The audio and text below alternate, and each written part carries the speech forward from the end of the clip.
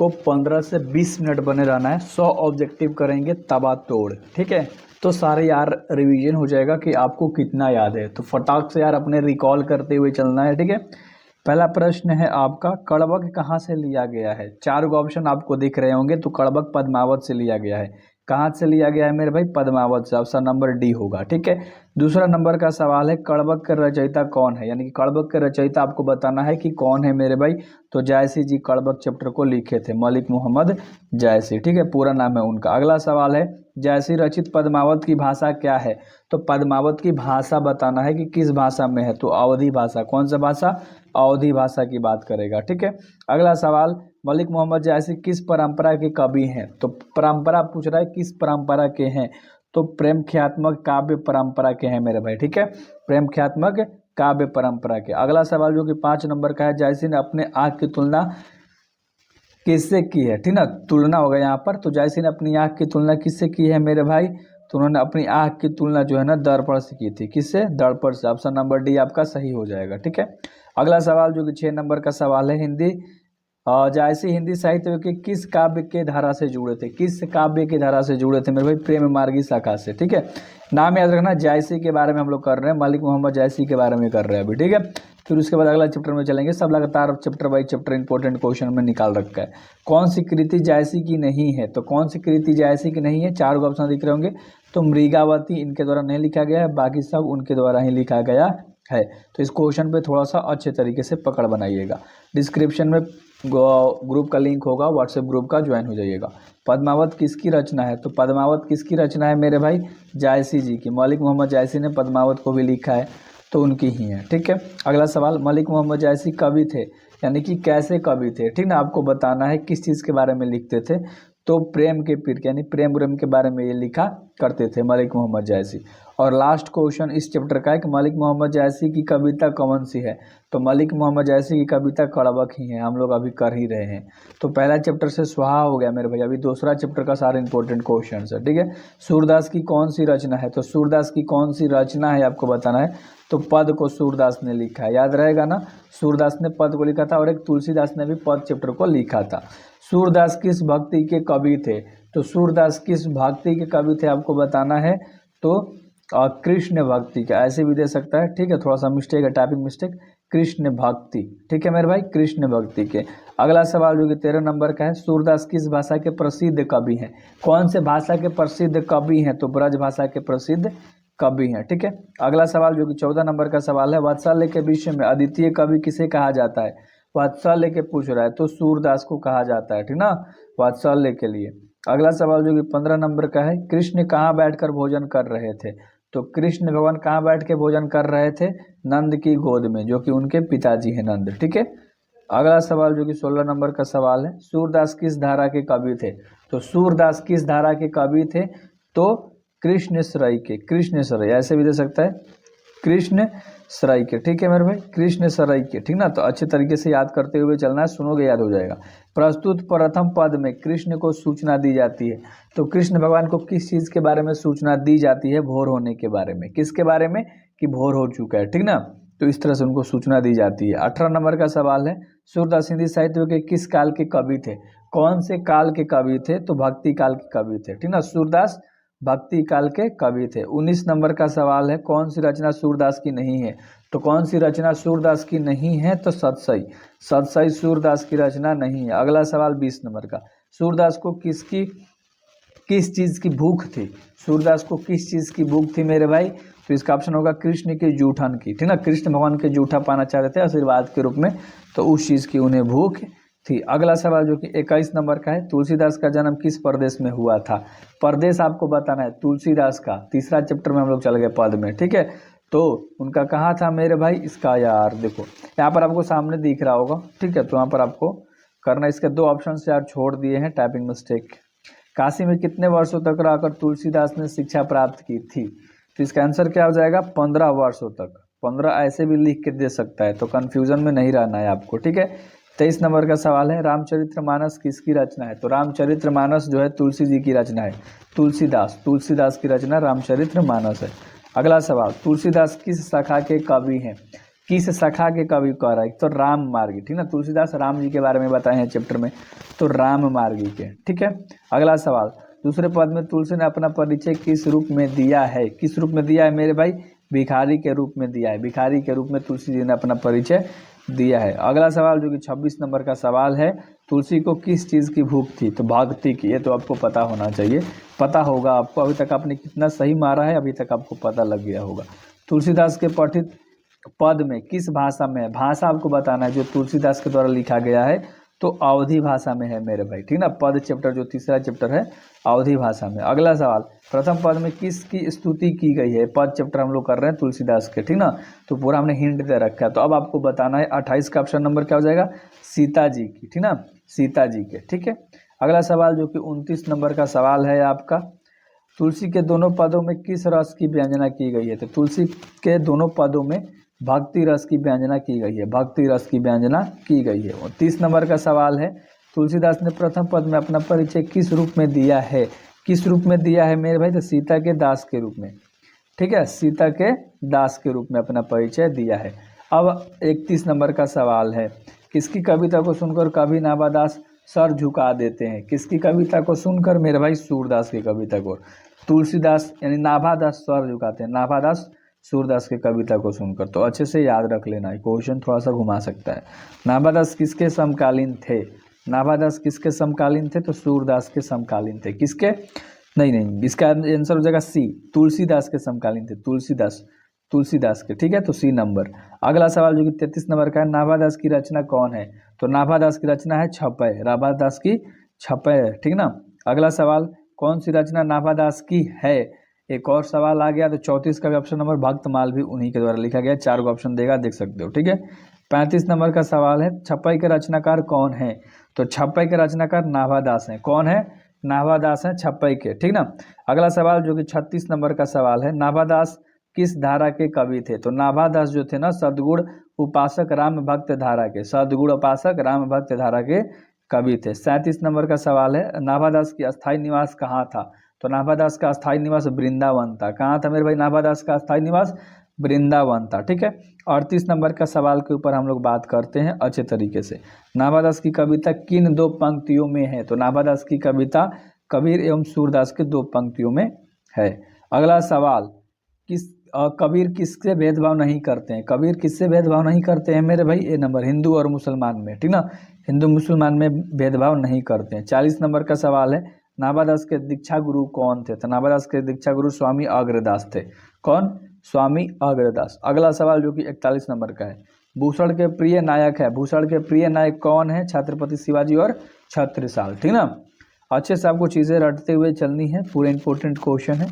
भूषण ने कौन सी कविता लिखी है, तो भूषण जी ने कौन सी कविता लिखी थी, कवित ना, कवित चैप्टर कर रहे हैं हम लोग, ठीक ना। अगला सवाल, कवित शीर्षक कविता के कवि कौन है, तो कवित के बताना है आपको, भूषण जी हैं, ठीक है, कौन है, भूषण जी। अगला सवाल जो कि 44 नंबर का है, छत्रसाल की तलवार ने कौन सा रूप धारण कर रखा था, तो रौद्र रूप धारण कर रखा था, रौद्र रूप। ठीक है, अगला सवाल जो कि 45 नंबर का है, भूषण ने समुद्रगी की किससे तुलना की है, समुद्रगी की किससे तुलना की है, 45 का ऑप्शन नंबर हो जाएगा बी, शिवाजी की, ठीक ना, किसकी, शिवाजी की तुलना की है।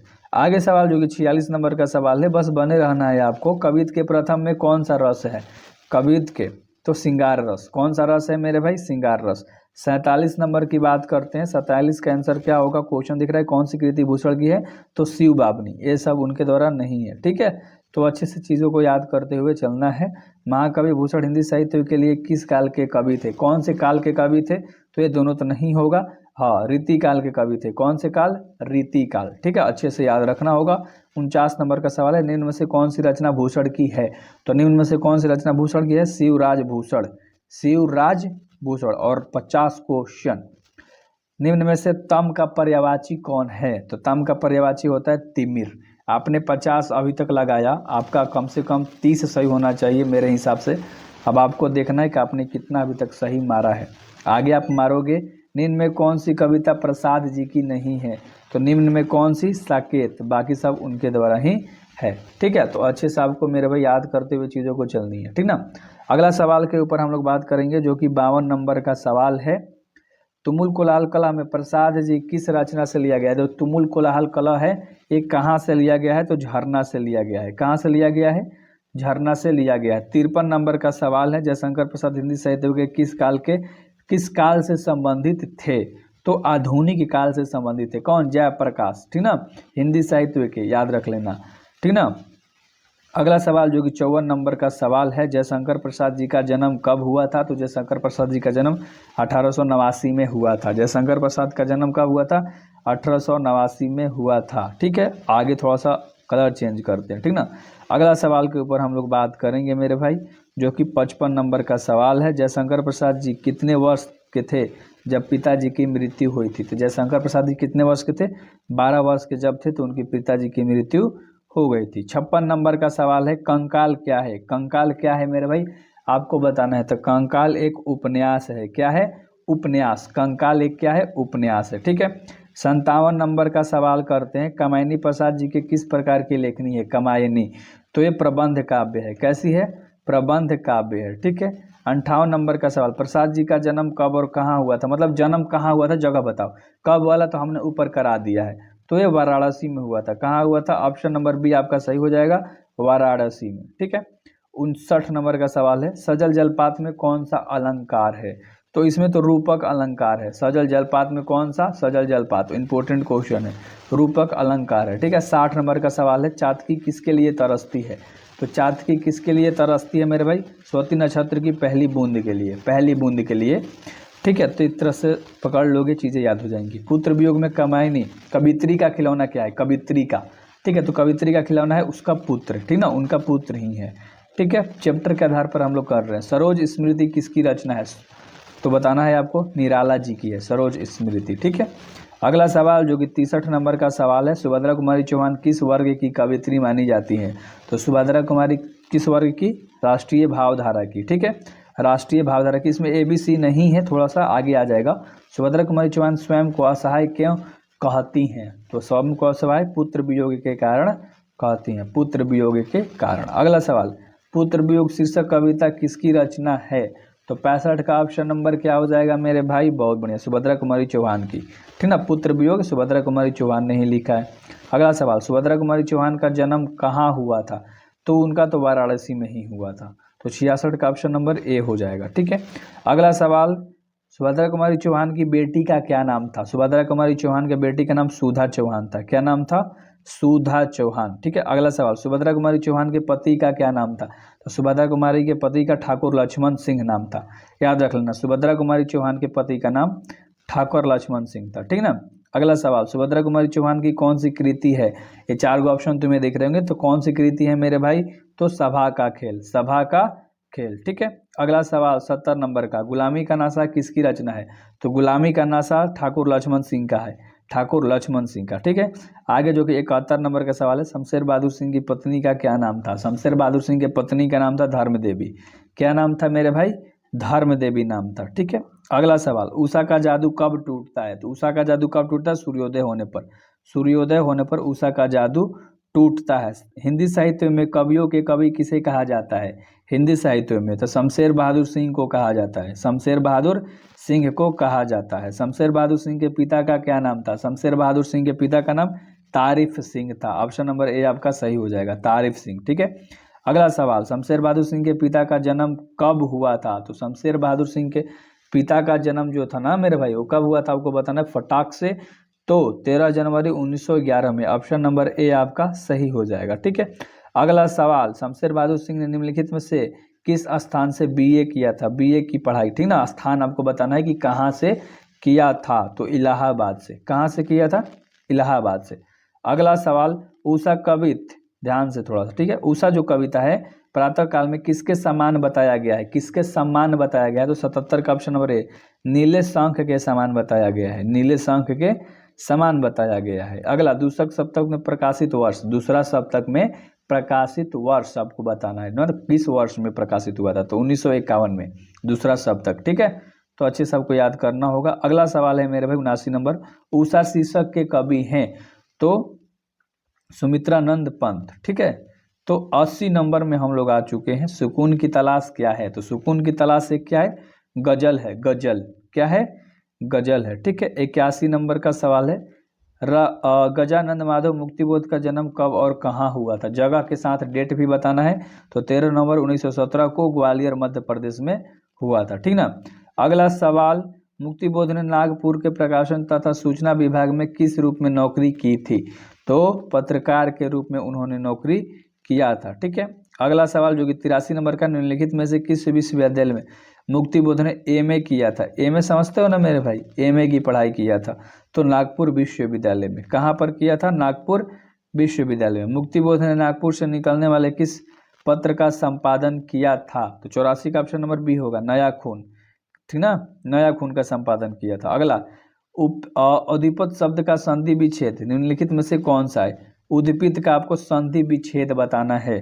ठीक है, तो 85 का ऑप्शन नंबर कौन सा होगा आपको बताना है, उद प्लस दीपित। ऑप्शन नंबर ए आपका सही हो जाएगा, उद प्लस दीपित। ठीक है। अगला, मुक्तिबोध की कविता संग्रह का नाम बताना है। तो इनका चांद का मुंह टेढ़ा है, चांद का मुंह टेढ़ा है। ठीक ना। अगला, जन जन का चेहरा एक कविता किस नदी का नाम नहीं आया है। इसमें किस नदी का नाम नहीं आया है, नहीं के बारे में बात कर रहा है। तो यमुना नदी की नहीं आया है नाम, बाकी सब नदियों के बारे में बात किया गया है। अगला, चोर शब्द की प्रकृति निर्धारित कीजिए। चोर शब्द की प्रकृति निर्धारित कीजिए। तो इनमें से तीनों में से कोई भी नहीं।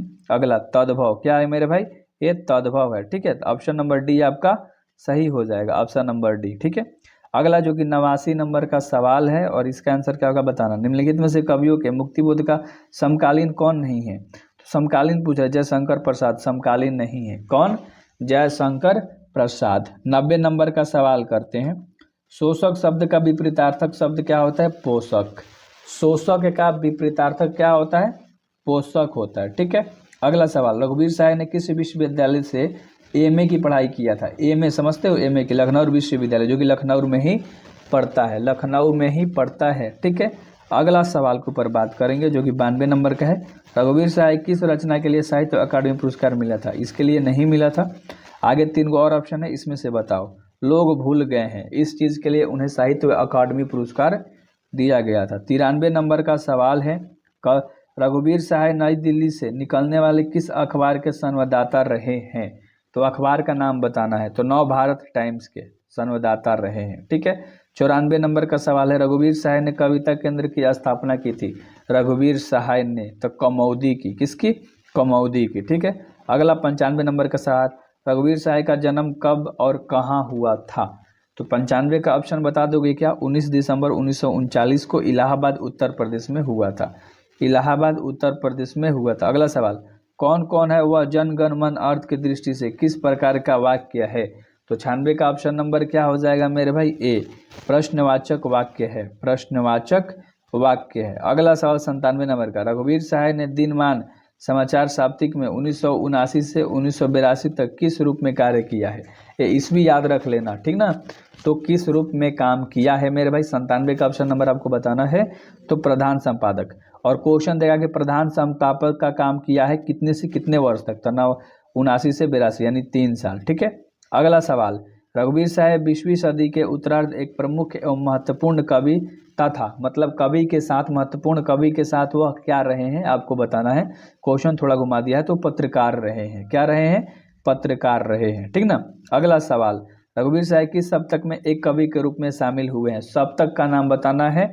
ठीक है। तो ए बी तो नहीं होगा, हाँ दूसरा सप्तक होगा, यानी कि ऑप्शन नंबर डी आपका सही हो जाएगा। ठीक है। अगला सवाल जो कि लास्ट सवाल है, एंड आप सब्सक्राइब करके जाओगे, वीडियोस को शेयर करके जाओगे एंड सब्सक्राइब। रघुवीर साय ने कौमुदी नामक केंद्र की स्थापना और संचालन किया था।